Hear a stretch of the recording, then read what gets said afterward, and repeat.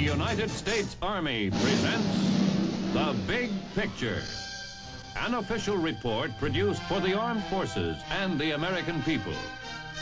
Now, to show you part of the big picture, here is Sergeant Stuart Queen. Hello guys, what's up? I know people don't like much the artificial intelligence voice, but there's not really a way around it. I will explain why, so please listen. Me and my friend are creating a group called the Astra Group to discuss concepts that deserve investigation, but were disregarded by mainstream scientists. There are many assumptions in current science, when science was supposed to make no assumptions whatsoever. For example, Claude Poher claims he made an anti-gravity device. NASA confirmed that it was successful in repeating the apparatus, but you never see anyone discussing about it. You have Henry Murray getting attacked multiple times for his over-unity device that extracts energy from the background by unknown entities. You go on Wikipedia to look at the torsion field and it has a label of pseudoscience. Has anyone proved experimentally that the space is torsion-free? If no, then you are dismissing a hypothesis before proving it to be false, and this is anti-scientific. The point that I'm making is that scientific investigation seems to have boundaries. I'm creating this group for scientists and inventors to discuss those topics that they are interested but can't really talk about it in their real life or have their names attached to it. I'm still developing, but the idea is that you're going to be able to share articles or videos on your work without getting attacked. The ideas, of course, can't be something which is not falsifiable. So, if you develop, for example, a anti-gravity device based on the scalar field that uses the zero-point energy as source of power, you are going to be able to share it on the group. If you also have a good theory behind that can help produce such device, you will also be able to share it as well. If you are interested in joining the group, then you can send an email. But enough about the channel. Before explaining electromagnetic propulsion, is better to explain how regular craft operate and how to use the air as source of lift.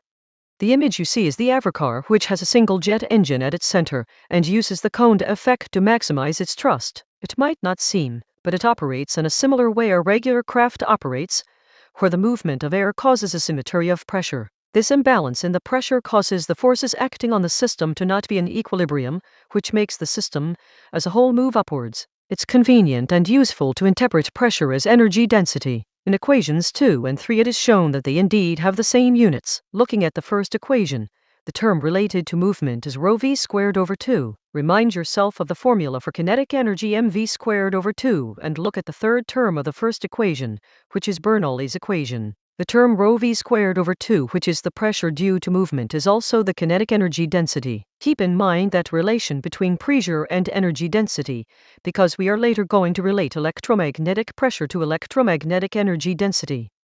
Now, to use the fluid to cause lift in a body, you need the force pushing upwards to be big enough to overcome gravity. The image on the screen shows how the flow of air that moves in a particular direction is going to be affected by the movement of a rotating cylinder that goes counterclockwise.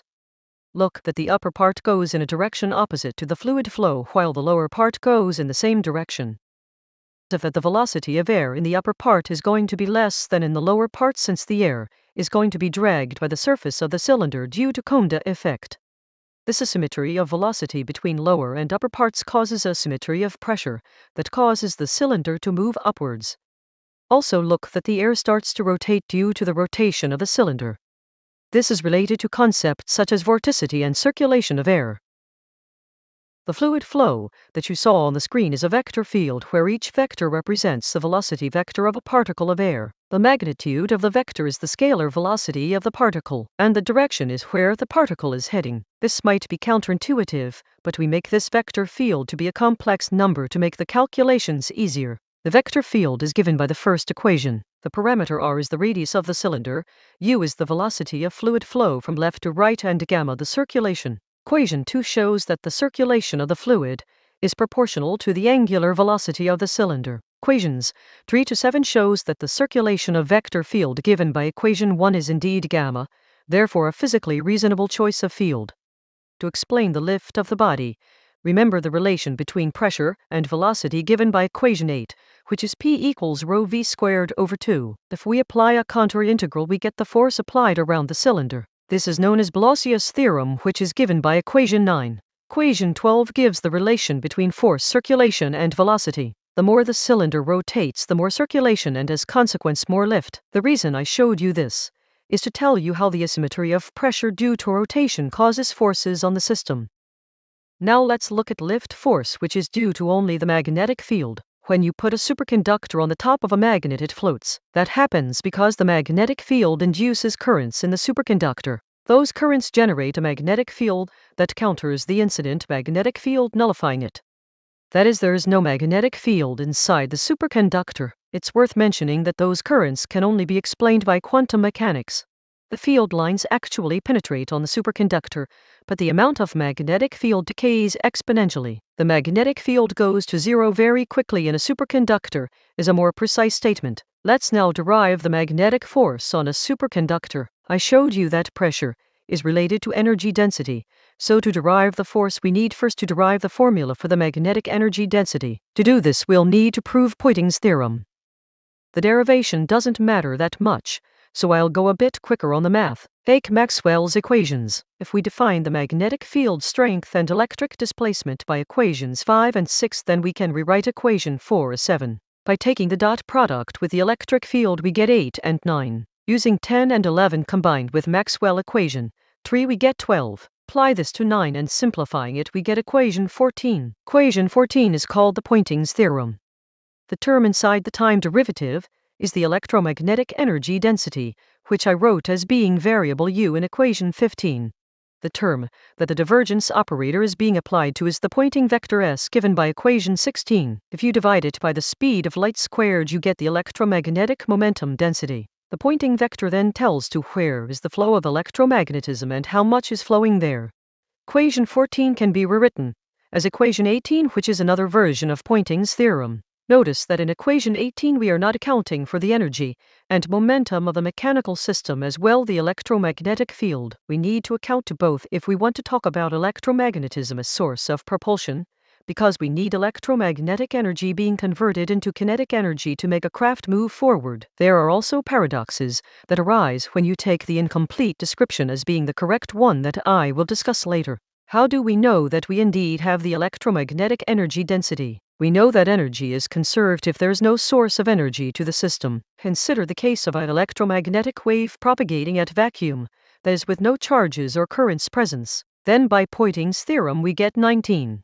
By integrating equation 19 and applying Stokes' theorem, we end up at equation 21. Equation 21 tells that this integral that is dependent on electric and magnetic fields is constant on time. Therefore, what we found is a conserved quantity. It also has units of energy. Then this integral must be the energy of the electromagnetic field itself, given by equation 22.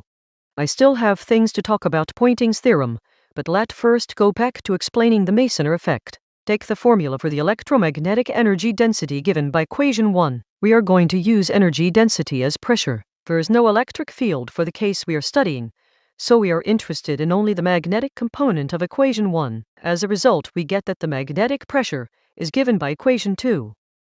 We know that asymmetry of pressure causes lift, and the same applies to the superconductor. Outside there's a magnetic field, but, as said before, there's no magnetic field inside, and as consequence, there is magnetic pressure outside the superconductor but no magnetic pressure inside it. This asymmetry of pressure causes a resulting force. We are going to derive a formula for this force. The magnetic field in a superconductor is modeled by equation 3, where lambda is the penetration depth. The penetration depth determines how quick the magnetic field goes to zero. The solution to the equation is given by 5. The rate that the field goes down inside a superconductor is literally exponential. After a small depth, the magnetic field is negligible, so that's why it's told that the superconductor expels magnetic field lines. The force density is the derivative of pressure. Using the formula for the magnetic pressure we get that the force is given by 8, where A is the surface area of the superconductor and L is its thickness. By taking the thickness to be much greater than the penetration depth, we get equation 9, which gives the maximum amount of force a superconductor can handle. The case of superconductor is a very unusual, and what's more common to happen is for materials to expel part of the magnetic field lines, which is known as diamagnetism. An example of something which is diamagnetic are frogs. In high magnetic fields you can make them float by the same mechanism as the superconductors. You can also have regular conductors suspended by magnetic field, but the magnetic field needs to be alternating.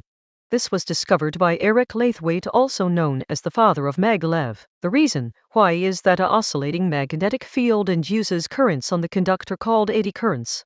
Those currents produce a magnetic field in opposite direction to the original magnetic field. Just like the case for diamagnetism, the discontinuity of the magnetic field causes the conducting object to float. I'll show how to prove that mathematically. Take Maxwell's equation again and rewrite equation 4 to get 5. All conductors have the electric field satisfying equation 6. This equation is that the electric field be zero inside the conductor. The sigma is the conductivity of the material. We are considering that the magnetic field is sinusoidal. Because we are doing this, we can use complex number in the exponential. That is, in the electric and magnetic field there's a component of the type e to the I omega t. Equations 7 and 8 follow from this. Doing a little algebra and applying 6, 7, and 8 on 5 we get 9. The complex parameter in 9 is very small, so we get rid of it. The result is equation 10. By using curl identities and more algebra we arrive at equation 13. I'm jumping a few steps because it's already written on the screen. The magnetic field is finally given by equations 14 and 15.